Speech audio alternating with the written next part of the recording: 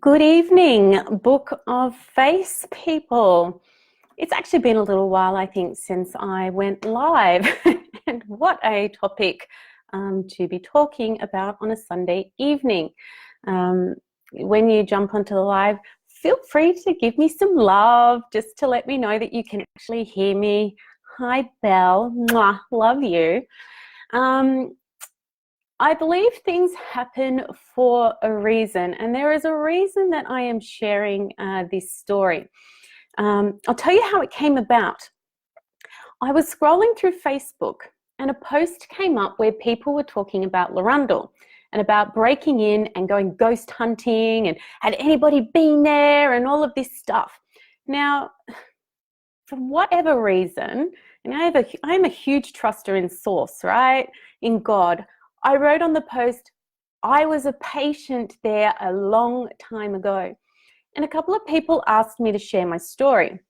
Now, it's 24 years since I was there, and I don't know if this is the story that they want to hear, but I've decided to share it because I realize there's actually a really powerful lesson available for everyone from this experience. Now, to understand how I got there, and I feel that I need to share the whole experience. Hi, Marina Susan. How are you? Hi, Elizabeth. I do need to share the whole experience because back when I was 19, I went and saw a doctor, and I'm 44 now. I went and saw a doctor.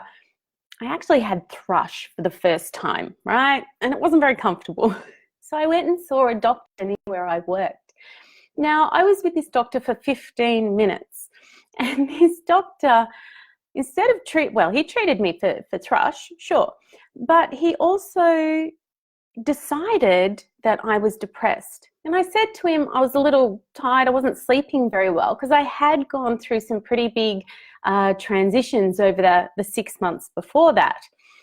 And so he prescribed me Prozac and said, here, you're depressed. Here's a script, here's some pills to help you sleep, off you go. So I'm 19, right? And I thought, well, you trust doctors, right? You take the tablets, you do what they say, you don't question anything. So off I went and I started taking Prozac and I started taking sleeping pills. And everyone was telling me, you don't need that, there's nothing wrong with you, you don't need that. So I got to probably about 6 or 8 months taking Prozac. Actually might have been a little longer. Can't quite remember exactly how long. And I decided to stop taking my medication. Cold turkey, right? So what happened next? And I don't need to go into huge details around this, but what happened next? I stopped taking my medication, and then all I remember is looking at the pills one day and going, I don't want to live anymore. Now, I had 20 years of trauma backed up behind me, and going off the medication might have brought all of that up. I might have had some sort of psychotic episode or something, because they do say don't just go cold turkey on your antidepressants. So whatever reason caused it, all I remember is looking at my pills and overdosing. And my boyfriend at the time found me and saw me taking more pills, realized that there was something wrong, called his parents because we worked together, so he went to work, and I got taken to Box Hill Hospital. And the first experience with the doctors, hi Loretta and Vanessa, the first experience with doctor trauma was getting there, and was the whole experience of getting my stomach pumped. It's not a pleasant experience. And then having to get charcoal administered. Now, I'm going to talk about this in probably what you might think is a pretty light energy, because I don't want to add more negative energy into my neural networks around this experience. But it wasn't pleasant. And I remember my boyfriend's parents in the back of the room, and I remember screaming, let me die. And I never really share that with anyone because, you know, there was people around me that were getting traumatized by it. I remember having like 5 doctors holding me down, strapped to the bed, hands and ankles, and screaming, let me die, fighting them, and getting the charcoal administered nasally. So it wasn't a great experience at Box Hill Hospital. they did the best they could, right? There's no judgment. It just wasn't fun. But then they didn't have a psychiatric unit. They might now, but 24 years ago they didn't. So their option was to send me to this place called Larundel. It's a mental asylum back in the time. Now this place has been shut down for ages, and people like to break into it and go ghost hunting and stay the night in the ruins. I'm under the impression that the place is pretty much just about fallen apart now. So I got shipped off in an ambulance to the hospital. And I remember the ambulance pulling up, and I remember getting wheeled out. And I remember getting wheeled into this entranceway. And I can still remember the bricks of the building. They were like this brown brick building, and it was stories high. And I remember the bars on the window, and it was just, the whole atmosphere of the place was heavy. The energy was heavy. And back then I didn't understand energy, vibration, frequency. I just remember looking up, going, oh, and just being wheeled through and wheeled in. The walls were this really insipid pale green, being put in an elevator and taken up and put in a room and restrained still. And I think I probably spent the first day sleeping. I'd gone through a huge physical experience in the process. And I remember that hearing a nurse come in and probably not realizing that I was awake. I hope she didn't realize that I was awake, and just whatever she was doing, just going, stupid girl, like this. So I felt dismissed in that process, because whether she knew what had gone on for me or not, which she didn't really, there was judgment in that. And I remember spending time in there. I remember hearing screaming in the night, and the screaming will stay with me forever. It was like, I think probably in another building, but it was there and I could hear it. And I think it was the next day, or maybe the day after, my mum arrived. So in that process, there was a lot of conversations, there was a lot of guilt, a lot of pain, and what it created me in that moment was the inability to share my pain, because I felt so ashamed for what had happened. Now the hospital itself, which is what this girl really wanted to know about, it was not a friendly place. I think you Google it and, apparently there was a serial killer there at one point who was housed there. I'm like, so people who are aware of vibration and frequency, you're probably all just going, ugh. But the walls were green, the bricks were brown, and there was one stage, so I must have been like in a low security section of it, because my windows were just bubble glass that looked like they had wire through them for the room that I was in. There were other ones that had the bar, like it was just, the whole place was repressive. And I was allowed to go for a walk in the garden. I was shell-shocked at this stage. Like there was people just wandering around that just looked like they were empty. There's nothing left in them. And I remember the whole time feeling, I have to get out of here. It doesn't matter what I do. I will lie. I will pretend. I will do whatever I can to get out of here, because there was something inside of me saying, if I stay here, I'll die. I'll end up nothing. Now, I don't know why I had this episode, why I wanted to end it. I don't know what the trigger was.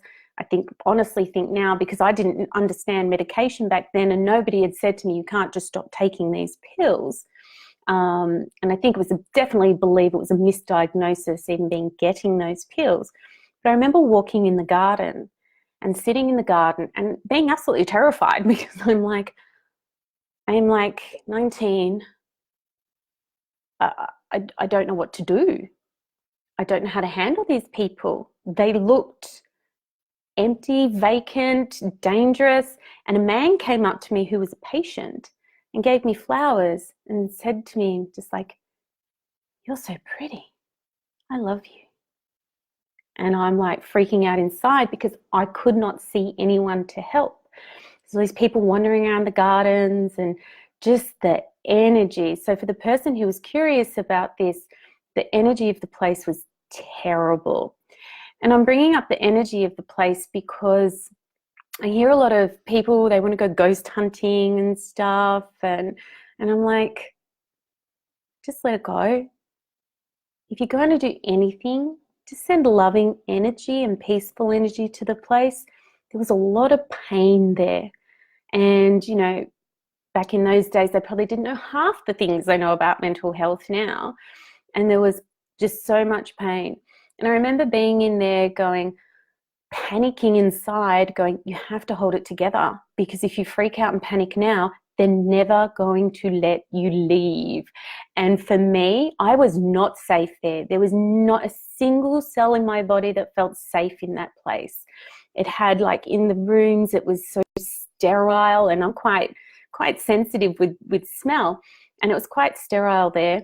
And I just remember, how do I get out? So they let me sleep unrestrained the next night, which was kind of helpful, I guess. And my mum had promised, like, she was talking to me. We saw the doctor on the final day, or was it the second day, and I had one more night. It's a little bit disjointed. But I remember going and seeing the doctor and sitting with my mum and going, I just have to pretend that everything is fine. I don't know what happened to me. All of my trauma has come back now. All of these things that I pushed down and denied that had happened, it was all back, but there was nowhere to feel safe to share it, because I went into that space. And if you've read The Big Leap, when you're children, something happens and you do something and then it affects other people, and all of a sudden you feel you have to protect everyone around you, right? So I went in to protect myself, pretend everything is fine. I'm sorry, it was just, I don't know what happened. It was just a mistake. I won't do it again. I'm okay. And then being released into my mother's care, and then having to pretend everything was okay and dealing with everybody else's emotion around the situation without being able to express my own, because I felt shame, I felt guilt, I felt judgment, I was embarrassed, I couldn't explain it, but all of a sudden all of this hurt was back. There was nowhere for it to go. So I had to tell everyone that I was okay.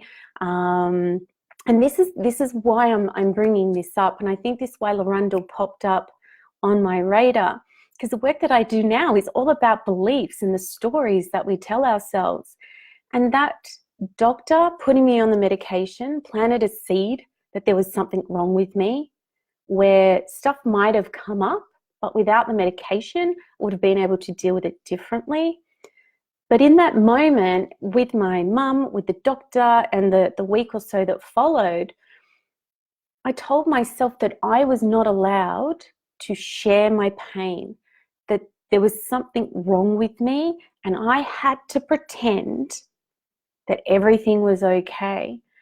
And it only takes a moment to form a belief. It only takes a second to start telling ourselves stories that don't actually serve us, that actually serve no purpose for us to be able to move forward and be healthy and be happy and to create the life that we want.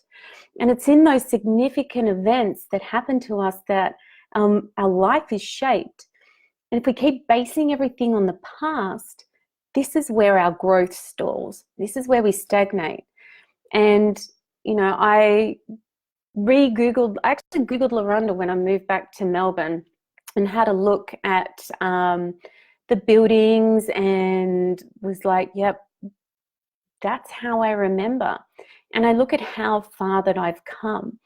But I had to make a lot of choices, and it took me a long time to get to this space. It took me probably another 15 years to be able to let go of the stories that I told myself in those moments, that I was broken, there was something wrong with me. I'm not allowed to communicate. I'm not allowed to share. I have to pretend so then everyone around me can be okay. So if you have a friend that has depression, gets anxiety, doesn't come out and visit, check in on them. Like, you don't have to heal them. You don't have to coach them. It's not up to you to do that if you're not qualified, or if that's not sort of your expertise. But be there for people. And if you've had these experiences yourself, and you are still basing your life now on things that have happened to you in the past, hopefully nothing like spending 3 days in a mental asylum. Of course, then I went and actually then had to spend 2 more days about 5 years later in Monash, the Monash psychiatric unit as well, with another episode triggered by something completely different. I get where that came from. But if you have people in your life that have experienced this, please make sure they're not ashamed about it.